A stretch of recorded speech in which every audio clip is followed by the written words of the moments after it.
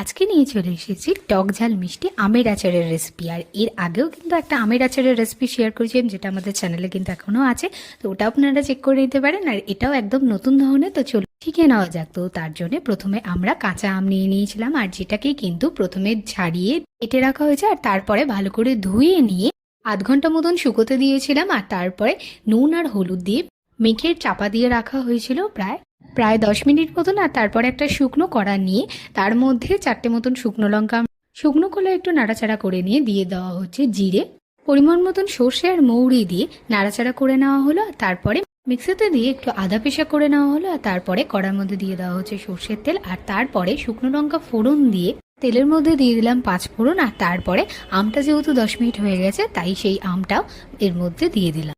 এরপর আমটাকে একটু নাড়াচাড়া করে নিয়ে তারপরে দিয়ে দেওয়া হচ্ছে আখের গুড়। আর এই গুড়টাকে কিন্তু আমরা গলাইনি, এটা এরকম ভাবেই দিয়ে দিয়েছিলাম। আর তারপরে এটা কিন্তু গরমের তাপেই নর্মালি কিন্তু গলে গেছিল।